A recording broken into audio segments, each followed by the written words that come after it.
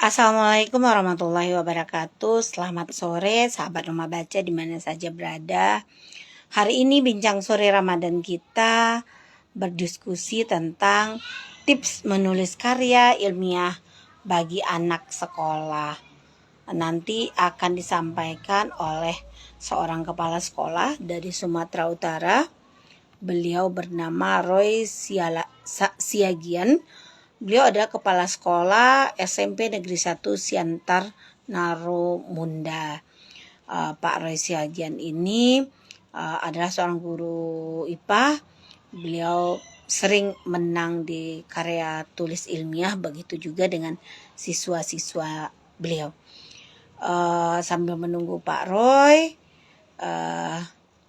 kita nanti akan berbincang apa sih sebetulnya tips menulis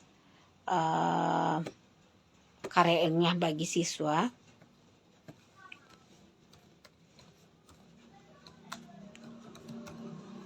Nanti kita akan bertanya kepada beliau tentang menulis karya ilmiah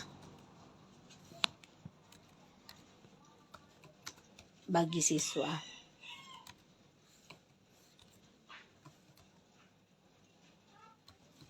Apakah berbeda antara siswa dan guru?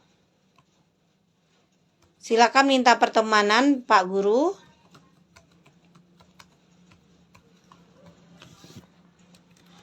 Bapak Kepala Sekolah sudah masuk. Oke. Silakan minta pertemanan di tanda tambah bagian bawah di dekat seperti gambar handycam. Oke, kita terima permintaan pertemanannya.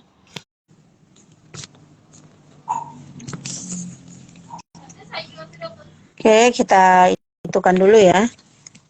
Oke, sudah. Ya, lanjut yang lain.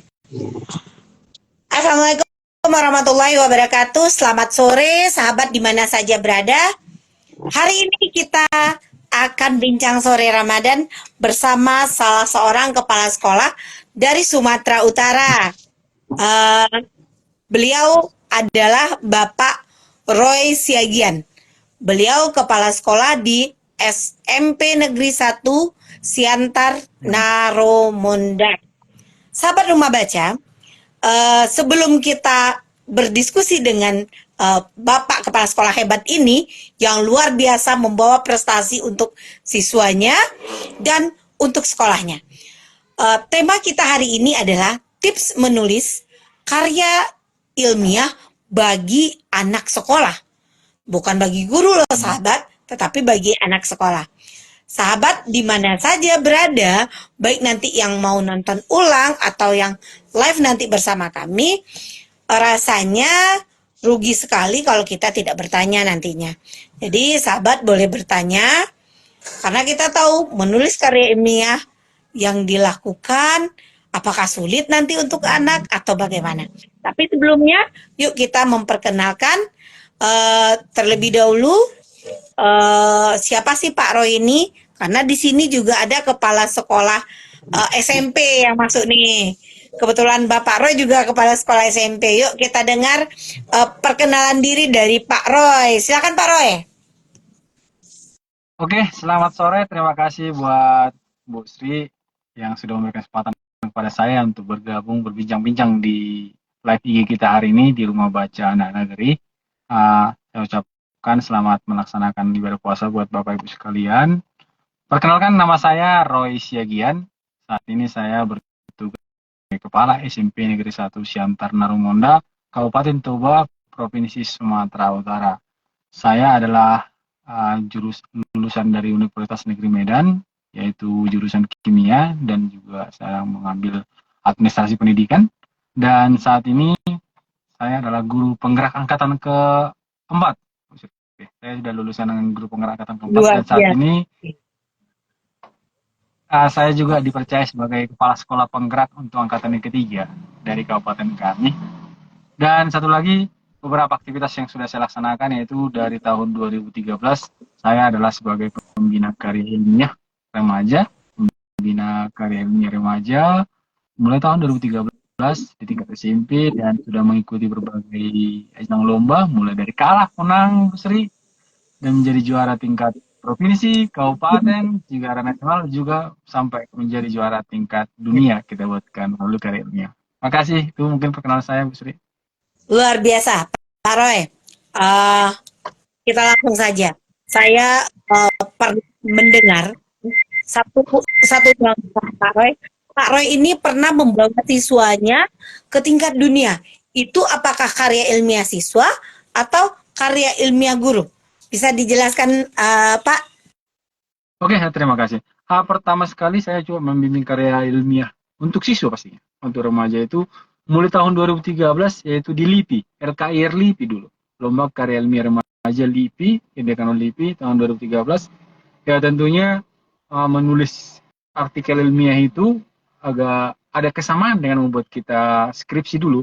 Jadi kami laksanakan pembelajaran berbasis proyek PJBL. Makanya kalau PJBL ini adalah model pembelajaran yang paling saya suka ini, Bu Sri, karena dengan pembelajaran berbasis proyek ini sudah banyak karya yang sudah kita ciptakan bersama dengan siswa, bahkan membantu masyarakat secara ekonomi, dan bahkan menjadi juara dunia kita buatkan dalam bentuk karya ilmiah tingkat remaja, siswa, pasti siswa kita buat.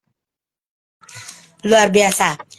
Sahabat Rumah Baca, karya ilmiah itu bukannya hanya untuk guru, tetapi untuk siswa bisa. Nanti Pak Satri juga bisa bertanya nih. Pak Satri ini juga kepala sekolah di salah satu SMP terkenal di Sumatera Barat. Sekarang, Pak Roy, dengan kegiatan-kegiatan karya ilmiah seperti itu, yang dididik atau yang dibina adalah siswanya, itu melalui MGMPK atau melalui apa? Kenapa bisa? Apakah sekecamatan saja atau semuanya? Karena kalau begitu kan support pemerintahnya sangat luar biasa gitu. Oke, terima kasih. Saya mulai membina ini secara mandiri dulu, mulai dari sekolah gitu. Jadi murid yang kami bina itu dari sekolah. Bahkan lebih spesifik lagi gini, saya coba membina siswa saya belajar tentang karya ilmiah itu di kelas yang saya ajari dia. Jadi Bapak Ibu, murid yang saya kira-kira punya potensi, makanya ini asesmen awal itu sangat penting dan hal ini mungkin menurut saya di kurikulum Merdeka ini lebih diperdalam lagi. Kalau dari dulu saya sudah melaksanakan ini, saya melihat bakat dan potensi siswa itu di bidang ini dan enggak. Jadi saya laksanakan hanya per sekolah dan bahkan untuk saat ini sudah banyak sih sekolah-sekolah yang mengajak untuk belajar bersama. Kami setelah mau membantu mereka untuk belajar bersama, membina siswa kita sehingga bisa belajar untuk kredit. Ini sampai ke C yang ke mencipta, yang kelima dia mencipta kredit, menciptakan sesuatu melalui proyek dan memanfaatkan ini garis bawah ini Bu Sri, memanfaatkan kekayaan alam sekitar kami. Dan ini sangat sesuai dengan pasti mendukung dengan profil ataupun visi misi kabupaten kita, apalagi bupati pimpinan kami, memanfaatkan lokal wisdom itu. Jadi kita membimbing dan mengajari anak-anak. Saya juga sebagai guru, karena kebetulan aja mungkin saya ini Bu Sri adalah basicnya pendidikan kimia, makanya suka di bidang riset ini. Tetapi setelah lebih jauh lagi ke dalam, lebih masuk ke bidang ini, tidak hanya kimia yang kami buat jadi enggak. Sejarah juga kita buat kan, tergantung potensi alam itu tetap kolaborasi dengan guru-guru lain juga. Sahabat Rumah Baca di mana saja berada, kita sudah mendengarkan berarti yang dijelaskan oleh Pak Roy ini ya sangat erat kaitannya dengan profil pelajar Pancasila. Jadi kita belajar dengan lingkungan kita.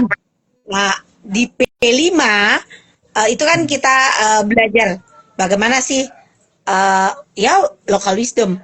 Sekarang Pak Roy, apa sih contoh dari karya ilmiah siswa Bapak yang atau yang dekat ke lingkungannya itu apa sih yang dilakukan atau best practice seperti apa atau PJBL yang seperti apa? Oke, terima kasih. Ini pertama, sebenarnya sampai sekarang kami sudah 18, Bu Sri. Sudah dapat 18 karya yang sudah kita buatkan. Tapi ini yang paling favorit dengan saya, ini membawa kami sampai ke India dulu. Tahun 2015 kita menjadi utusan Indonesia ke India. Yang kami bawa gini, di tempat kami ada namanya sebuah tumbuhan liar namanya senduduk. Melastoma malabatricum namanya itu. Senduduk. Kalau di provinsi lain, daerah-daerah lain disebutnya senduduk. Yang warnanya ungu itu, Bu Sri. Buahnya itu warna ungu. Jadi ini yang paling penting menurut saya, ini saya memperbagi kepada Bapak Ibu sekalian, latar belakang background kami melaksanakan penelitian ini. Kebetulan saya, Bu Sri, sama kita adalah pembina pramuka. Bu Sri juga saya lihat adalah seorang KPL, saya juga pembina pramuka, dan saat itu kami melaksanakan hiking. Ada program pramuka kita melaksanakan hiking. Ada seorang murid saya, namanya Marcel, dia itu mengambil tumbuhan ini, buahnya ini dimakan. Biasanya tumbuhan ini dimakan, lalu dia makan dengan tangannya, ternyata di tangannya ada tempel bekasnya, dan lalu dia dengan main-main, dengan nakalnya, menempelkan itu di kacu temannya yang warna putihnya, di kacu temannya warna putih, dan itu nempel, dan warnanya jadi warna ungu, biru keunguan, dan setelah 3 hari berikutnya, pas kami, itu hari Rabu, hari Sabtu kami pakai pramuka lagi, si anak yang ditempelkan tadi datang melapor sama saya. Pak, tengok olahan yang dibuatkan si Marcel ke baju saya. Pakai buah senduduk kemarin, sampai sekarang udah saya cuci, nggak hilang-hilang katanya. Jadi nggak hilang-hilang warna biru keunguan di kacunya itu, kacu pramukanya itu, dan itu kami jadikan sebuah dasar. Terus si anak mengatakan begini, Pak, kenapa nggak kita buatkan jadi pewarna batik seperti yang Bapak pakai, gitu. Kebetulan kami ada dinas batu batik dari kabupaten, warnanya warna seperti itu, gitu. Ih, kok bagus sekali dia anak ini, gitu. Saya tangkap seperti itu. Lalu kami kaji lagi bersama, kami cari literaturnya, dan juga kami uji berulang-ulang. Laboratorium kami itu, Bu Sri, laboratorium saya dulu di SMP Sigumpar itu sangat terbatas. Bahkan ruangan lab kami dipakai jadi ruang belajar. Jadi alat kami nggak ada, tapi dengan semangat kami coba melaksanakan ekstraksinya seperti apa, dan juga destilasinya seperti apa, itu kami buatkan menjadi karya. Dan ini ya, kami bisa menciptakan 5 warna dari bahan tumbuhan itu dengan berbeda-beda, warnanya berbeda-beda, bahkan bisa untuk sebagai bahan pewarna kepada baju batik yang kami gunakan itu semuanya. 5 warna itu dipenuhi dari situ semua. Dan satu lagi, kualitas pewarna yang kami peroleh itu sangat baik. Nah, dia pengikatnya bagus, bahkan ini menjadi warna yang sangat menarik kan buat. Inilah menjadi kami bawakan lomba di tingkat provinsi. Ada namanya Lomba Peneliti Belia Sumatera Utara. Kami buat menjadi artikel ilmiah lengkap semuanya sesuai dengan template yang mereka berikan. Lalu kita ikutkan lomba, juara di provinsi. Di provinsi ini kemarin cuma juara 4, Bu Sri. Cuma juara 4. Tapi kami perbaiki lagi, punya kesempatan ikut lomba ke tingkat nasional. Di nasional kami juara.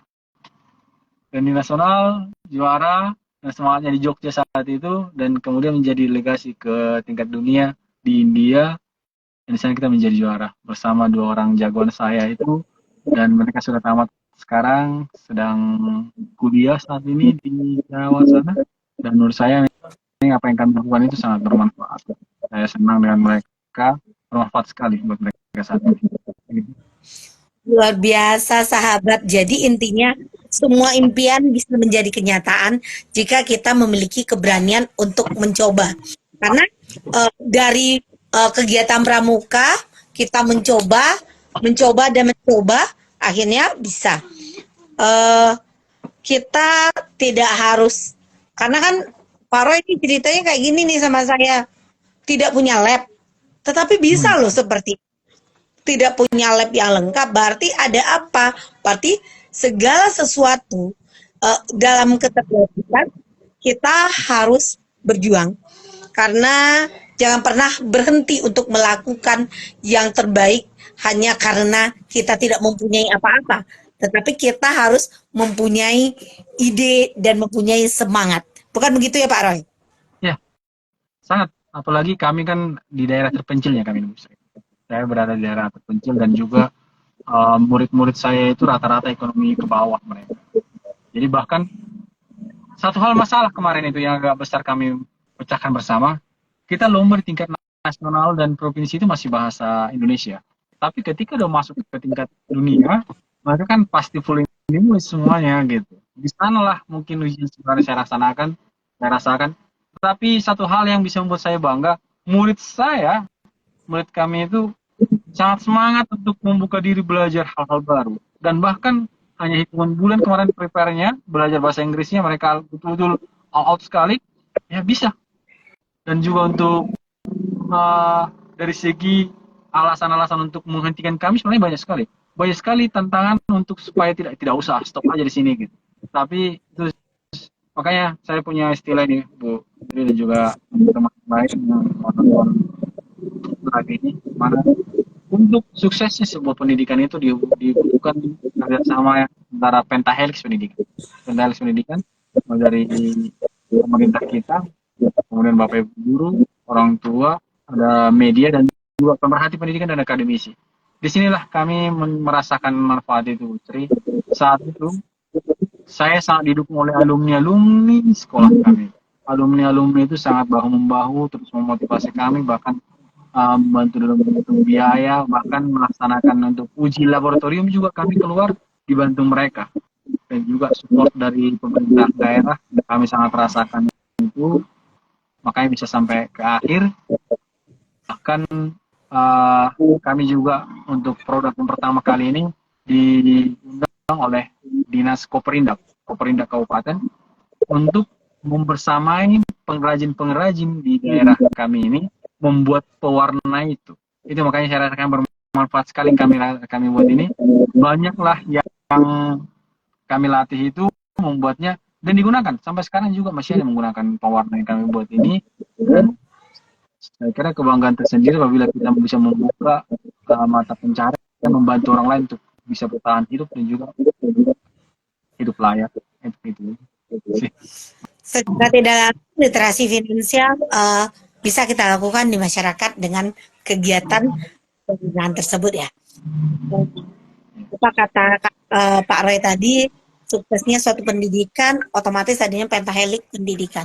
Benar sekali, saya meyakini karena antara pemerintah, sosial, masyarakat itu harus saling keterkaitan. Tidak mungkin mendidik. Apalagi kita tuh sekolah, yang namanya sekolah punya dana bos ya secukupnya saja, tidak bisa untuk apa-apa. Jadi pentahelik pendidikan sangat dibutuhkan di mana saja, karena tidak bisa kita membangun sesuatu kalau tidak berkolaborasi. Intinya kita harus berkolaborasi. Saya salut dengan kegigihan anak-anak dan Pak Roy, karena jangan menghindar dari tantangan-tantangan, tetapi lompatilah ke dalamnya dan taklukkan, pasti kita akan bisa. Kalau kita menghindar dari tantangan-tantangan tersebut, saya yakin mungkin SMP Sigupner dulu ya tidak akan pernah sampai ke India. Pak Roy juga tidak akan pernah sampai, begitu juga dengan siswa-siswanya. Jadi karena menghadapi tantangan dan rintangan itu dan masuk ke dalamnya, akhirnya bisa menaklukkan dunia. Jadi sahabat rumah baca, setiap tantangan yang dihadapi akan mengajarkan kita membangun rasa percaya diri sendiri. Karena saya sudah pernah bertemu dengan Bapak Roy yang hebat ini, menurut saya beliau sangat hebat, luar biasa. Karena kalau kita kadang kan sekolah kita itu emang sudah sekolah terkenal, SMP bagus, fasilitas oke, wali murid pun ekonomi menengah ke atas, ya mudah. Kalau kita lihat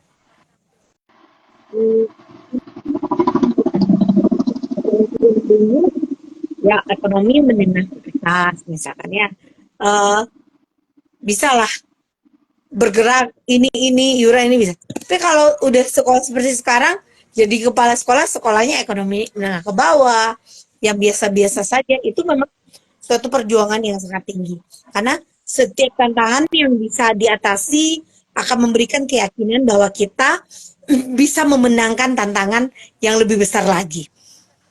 Karena begitu yang saya tangkap dari kata-kata Pak Bapak. Sahabat rumah baca, sekarang kan kita sudah mendengarkan bagaimana susahnya perjuangan. Tidak hanya perjuangan mengajarkan siswa menulis, tetapi bagaimana dengan lingkungan, bagaimana dengan orang tua, bagaimana dengan pemerintah. Makanya perlunya kolaborasi pentahelik di dalam pendidikan. Sekarang Pak Roy, ada sih tidak cemoohan dari teman sejawat atau orang-orang. Ya, apa tuh yang dikerjakan?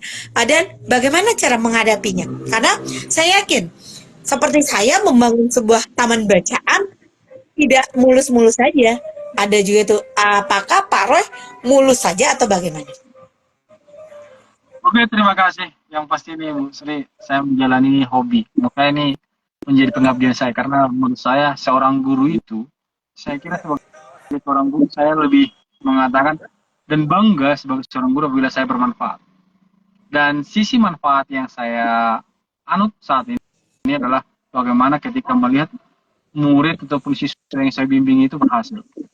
Seperti contoh, yang pertama saya bina itu tahun 2013 itu, saat ini mereka sudah sarjana dari nol itu, dari nol kita bina mereka.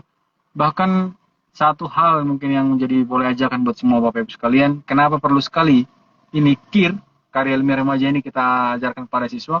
Rata-rata kalau sampai saat ini murid yang saya ajari untuk yang saya bimbing tentang karya ilmiah remaja ini sampai hampir 50-an, satu hal yang beda dari mereka. Public speaking mereka itu lebih.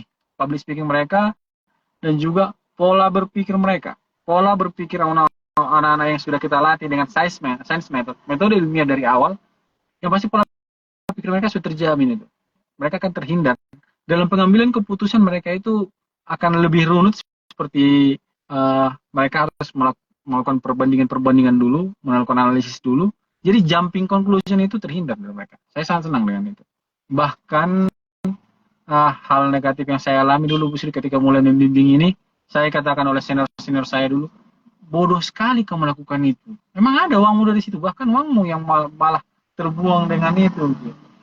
Dan itu memang ya saya ambil sebagai ya pemicu semangat saya. Bahkan kadang-kadang dibilang kemarin, sok-sokan atau bahkan mau cari nama aja itu katanya. Bukan. Saya mengambil sebagai guru, saya mau bermanfaat. Saya bangga sekali. Satu hal mungkin yang membuat saya ketagihan Bu Sri adalah ketika mendengarkan pengumuman. Ketika mendengarkan pengumuman juara siswa kita itu, ketika melihat mereka nangis gara-gara juara, saya kira semua capek ataupun biaya-biaya ataupun letih yang kita lewati bersama itu hilang semuanya. Itu bangga sebagai seorang guru saya kira. Jadi cemoohan dari teman-teman bahkan ataupun kurang mendukung dari teman-teman itu dibilang kurang bijak lah ataupun dibilang percuma kau lakukan itu, sudah saya rasakan itu sampai ke tahun 2020 itu Bu Sri. Kami sudah 3 kali menjadi juara dunia Bu Sri. 2021 kita di juara 1 dunia, kita dapat gold medal dan bronze juga sudah dapat kemarin di Surabaya.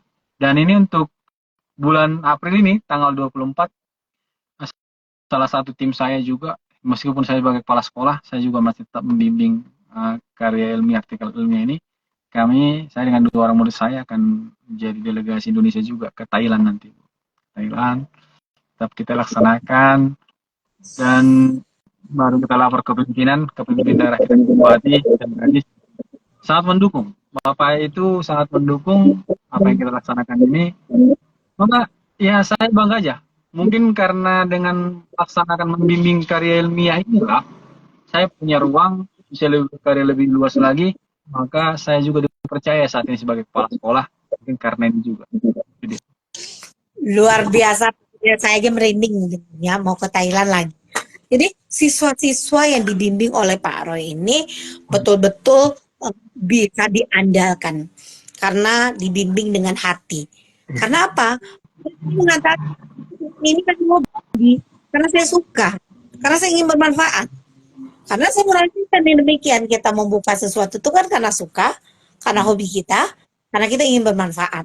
Karena ketika kita mampu menginspirasi orang lain, maka kita telah memberikan arti pada kehidupannya.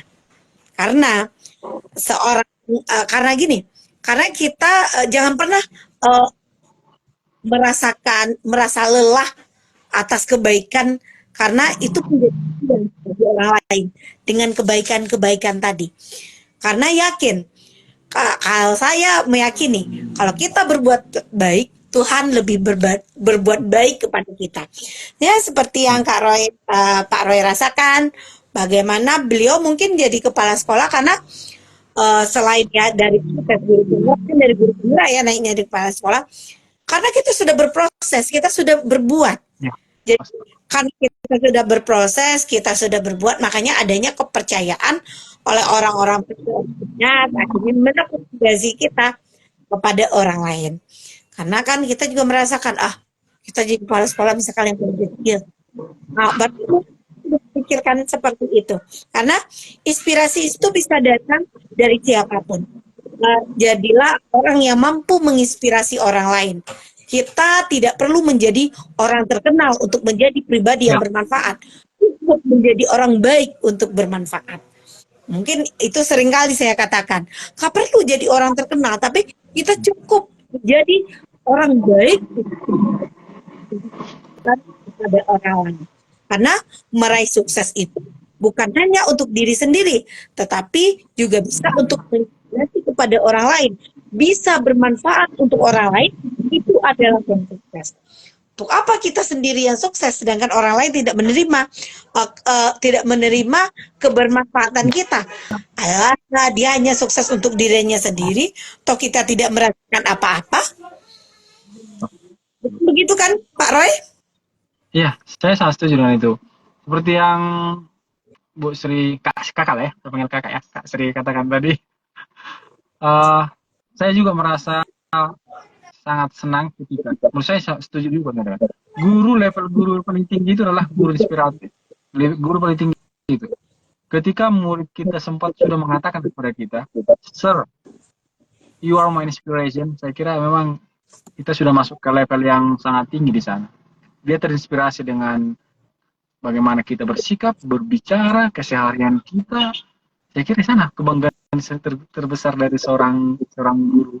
Tapi ini juga Bu, yang sering saya lakukan, saya sekarang sudah 2 sekolah, dari Bungpar dulu ke sekolah ini. Hal pertama yang selalu saya laksanakan itu adalah melakukan analisis SWOT itu perlu. Saya lakukan analisis SWOT-nya, saya cari kekuatan saya di mana, kekuatan lingkungan saya, lingkungan juga orang-orang di sekitar saya.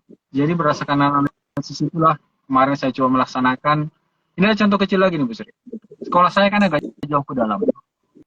Terus kebiasaan ataupun mata pencaharian masyarakat di sana, orang tua siswa kami itu adalah rata-rata bertani jagung. Jadi ketika melaksanakan analisis SWOT ini, kami memperoleh itu orang tua dan juga kawan-kawan guru dan juga siswa mengatakan yang paling bisa mereka kembangkan itu adalah memanfaatkan jagung. Jadi coba kami gali, saya bawalah tema ini ke tim kir saya. Terus saya coba lemparkan kepada mereka. Karena ini kita punya banyak sekali potensi tentang jagung. Mau kita buat jadi apa ini gitu. Ini saya mau kasih garis bawahi kepada kita semua yang mendengarkan podcast ini, bahwa jangan pernah sekali-sekali menganggap remeh terhadap ide anak-anak. Terus seorang anak itu mengatakan demikian, Pak, kita ada satu anak, kita buatkan jadi makanan ternak aja untuk ayam. Oh, itu terlalu biasa. Terus ada satu lagi mengatakan demikian, Pak, bagaimana kalau kita buat itu menjadi rondang? Maaf, rondang di sini makanan khas kami itu popcorn. Misalnya popcorn.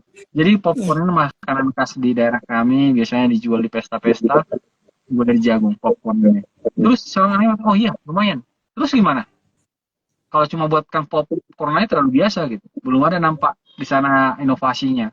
Terus datang satu orang lain katakan aja, Pak, saya adalah penggembala kerbau, Pak. Saya penggembala kerbau. Dan saya pernah memakan batang jagung, Pak. Karena nggak ada yang mau dimakan di ladang itu. Saya lihat ada batang jagung yang warnanya merah. Saya kira itu sama dengan tebu, pikiranku katanya. Terus diambil dia katanya yang batang jagung itu, dia ambil batang paling bawahnya. Ternyata manis. Seperti tebu. Jenis jagung tersebut. Terus dia kemudian berpikir demikian. Pak, rondang atau popcorn itu kan menggunakan pemanis. Ya, pakai gula gitu. Jadi dia bagaimana kalau jagungnya kita jadikan jadi popcorn, gulanya itu langsung dari batang jagungnya katanya. Luar biasa sekali ini. Tahu Bu Sri apa yang dibuat mereka judulnya? Mereka membuatkan judulnya adalah rondang gula baja. Rondang popcorn, gula, baru baja itu adalah batang jagung. Rondang gula baja. Saya kira dari segi judulnya juga sangat menjual sekali nih. Rondang gula baja. Juri juga melihat itu kemarin kayak bawakan jadi lomba itu. Kami buatkan uh, jadi artikel. Dan yang pasti sini, ketika kita membina siswa untuk menulis artikel ilmiah itu, mereka juga sambil kita latih literasi dan numerasi. Literasinya di mana? Siswa ini selalu kami latih bagaimana cara untuk mencari literatur, dan literatur yang selalu kita sarankan kepada mereka itulah, mulai dari sekarang saya selalu suruh mereka menggunakan jurnal 5 tahun terakhir sebagai acuan mereka untuk mencari bahan-bahan dasar belajar tentang topik-topik tertentu. Dan saya kira ini sangat yang berhasil. Bahkan gula batang jagung ini, rondang gula baja ini kayak bawakan ke tingkat dunia kemarin, mereka memperoleh bronze medal di Bandung kami kemarin. Dan murid saya ini bahkan sudah ada yang menggunakan ini sebagai usaha mereka, ada yang dijual, produk ini dijual. Kalau ke P5 ini lebih kenal lagi. Di P5 ini rondangnya mereka buat sendiri, kemudian sudah membuatkan brand sendiri dia. Brand sendiri dan dijual dialah ini di toko orang tuanya, dan sangat sesuai saya kira ini tentang tema kewirausahaan. Gitu ya.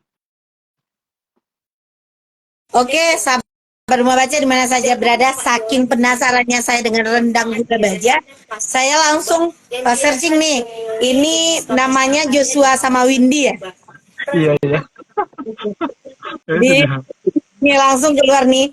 Ini rondang gula baja, saya lihat di YouTube dan juga artikelnya ini ada Windy dan Joshua dari Windy dan Joshua ES LBP Sumut tahun 2022. Jadi penelitian itu tidak hanya guru yang bisa, tetapi siswa bisa dengan cara bagaimana yaitunya kita sebagai seorang guru betul-betul memberikan pemahaman kepada siswa, dan seperti apa kata Kak itu tadi, dimanapun kita mengajar, dimanapun kita sekolah, kita harus adanya analisis SWOT yang pertama. Yang kedua, bagaimana sebagai seorang guru memberikan tip atau memberikan kepercayaan pada anak. Anak bukan tidak berpikir kritis, bahkan anak yang lebih inovatif. Kan itu nggak darinya Pak gurunya, kamu buat rendang gula baja, tidak. Tetapi adalah kalau ide kreatif siswa sudah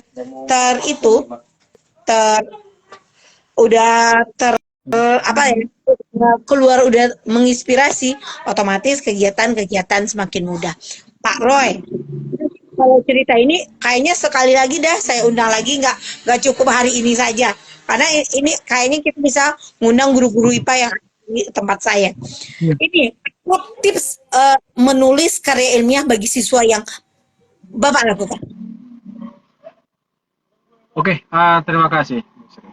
Jadi seperti yang sudah kami coba laksanakan bersama dengan tim karya KIR saya selama ini, memang sebelum saya melatih mereka selalu saya laksanakan ini. Bahkan juga sekarang saya selalu mengatakan kepada teman-teman, kepada siswa itu, memuji itu gratis, memberikan pujian itu gratis, dan lihat efeknya. Ketika kita memuji siswa itu, memberikan pujian yang tulis kepada siswa, lihat bagaimana perkembangan pribadi dia, bagaimana inovasi dia, percaya diri dia, dan mencari keluar semua ide-ide, bahkan juga bakat-bakat dia.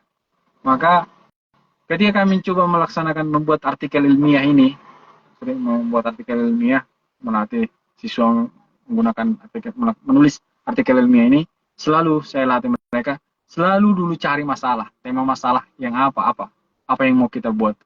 Seperti contoh lain ini, yang dulu kami buatkan adalah bahwa banyak sekali keong emas, mungkin bisa tahu keong emas yang sangat mengganggu ketika menanam padi. Itu masalah kan? Pak, apa masalah coba? Coba lihat dulu sekitar kalian, ketika di sekitar kalian tempat kalian hidup, ada masalah apa? Bawa masalah itu ke sekolah. Ada berbagai masalah dibawa, seorang anak bawa itu kemarin. Pak, ketika orang tua saya menanam padi di sawah, banyak sekali keong mas yang merusak bibit yang baru tanam. Itu masalah. Itu background studinya itu. Kemudian saya langsung mengajak anak itu untuk mencari literatur tentang itu. Apa sih yang biasa dilakukan orang untuk mengatasi hama keong mas ini? Yo, mereka mencari berbagai jenis literatur itu. Bahkan kalau umpamanya saat ini murid-murid kan sudah aktif menggunakan gadget, bahkan menggunakan membawa laptop sekolah. Kita kasih kesempatan mereka untuk menggali informasi tentang masalah tadi. Kita buat mereka, kita ajari mereka melaksanakan citasi, mengambil kutipan, membuat kutipan dari artikel seperti itu dan menjadi rujukan mereka menyelesaikan sebuah masalah. Setelah itu, setelah selesai di latar belakang masalahnya, selalu saya sarankan kepada mereka bagaimana cara penyelesaian tawaranmu seperti apa. Dan ini juga seperti yang tadi, hati-hati dan jangan sepele dengan ide anak-anak. Dan untuk penyelesaian masalah yang selalu saya buatkan di bidang life science, environment science, bahkan di bidang sosial, selalu saya ajak anak-anak yang saya bimbing ini untuk membuat ataupun mengkaitkan kearifan lokal ataupun kebiasaan-kebiasaan masyarakat sekitar yang belum kita gali secara sains ataupun secara ilmiah di sana untuk menyelesaikan masalah tersebut. Dan setelah itu kita buatkan sesuai dengan template. Yang pasti untuk artikel-artikel ilmiah pasti ada template-nya. Template mulai dari bab satunya ada teori, kemudian masuk ke bab 2 untuk teorinya, nanti baru ke metode ilmiahnya, baru ke tahapan yang keempat membuatkan hasil penelitian dan juga pembahasan, baru terakhir nanti masuk ke conclusion-nya. Dan saat menulis ini juga sangat perlu juga kita ajari mereka untuk menghargai karya orang lain. Maka setiap anak didik saya ini mengutip ataupun dari menggunakan literatur orang lain untuk mengerjakan karyanya, selalu saya sarankan supaya buat mereka di daftar pustaka. Hargai karya orang lain dengan membuat mereka di daftar pustaka. Kita buatkan studi literatur juga sama mereka, seperti itu. Dan banyak yang mengatakan, SMP masih terlalu dini untuk belajar itu, gitu. SMP masih terlalu cepat belajar tentang seperti itu, gitu. Menurut saya tidak. Bahkan yang pertama sekali sampai saat ini, setelah sampai murid yang kita latih di SMP itu tentang bagaimana membuatkan artikel, sampai di tingkat nanti di SMA, bahkan di kuliah, sangat mudah sekali buat mereka, sangat menarik dan sangat percaya diri mereka untuk membuatkan karya ilmiah, bahkan buatkan skripsi juga udah bukan hal yang sulit lagi untuk mereka karena sejak SMP sudah. Dan bahkan juga ini pengalaman luar biasa diperoleh anak-anak ini setelah pas lomba. Kenapa? Karena rata-rata pas lomba yang kami ikuti ini, Bu Sri, juri ataupun yang menilai mereka itu selalu rata-rata yang berpendidikan tinggi, bahkan dari doktor, master, bahkan juga profesor. Bayangkan anak umur 13 ataupun 12 tahun tanya jawab seperti sidang skripsi oleh profesor dan doktor, itu luar biasa. Bahkan untuk orang dewasa aja saya kira belum semua berani. Ini mereka udah berani. Lomba pertama pasti masih. Ini saya udah lihat ini. Di lomba tingkat provinsi masih nampak agak-agak kikuk, mereka agak-agak gamang gitu. Tapi setelah itu malah saya jadi capek dia, Bu Sri. Pak, lomba lagi kita yuk. Kapan lagi? Ayolah Pak, buat lagi gitu. Jadi ketagihan mereka dan berani sekali tampil. Makanya saya bilang public speaking mereka teruji sekali nih, dan sangat dibutuhkan itu. Percaya diri mereka juga ada dan hati-hati dalam berbicara. Tetap kita latih mereka untuk rendah hati. Oke, itu dia, Bu Sri. Sahabat di rumah baca di mana saja berada, ini sangat luar biasa. Tetapi mungkin karena waktu nanti yang memisahkan, saya juga sangat tertarik. Ini bukan hanya sekali ini saja. Nanti kita undang lagi Pak Roy. Bagaimana seorang siswa menghargai dan menghormati orang lain, bagaimana yang namanya karakter diajarkan. Ini pembelajaran IPA loh. Ini karya ilmiah loh. Tapi bagaimana supaya tidak plagiat, bagaimana menghormati orang lain, karena tidak menghargai pandangan orang lain adalah ciri-ciri orang yang berwawasan sempit. Dari karya ilmiah, kita ajarkan bagaimana anak kita sebagai seorang anak yang berwawasan luas, otomatis dengan tidak mencaci karya orang lain, tidak mengambil karya orang lain. Belajar menghargai sekecil apapun usaha seseorang, karena kita tidak tahu bahwa berusaha itu memudahkan kita untuk berbicara. Public speaking kita akan menjadi lebih bagus.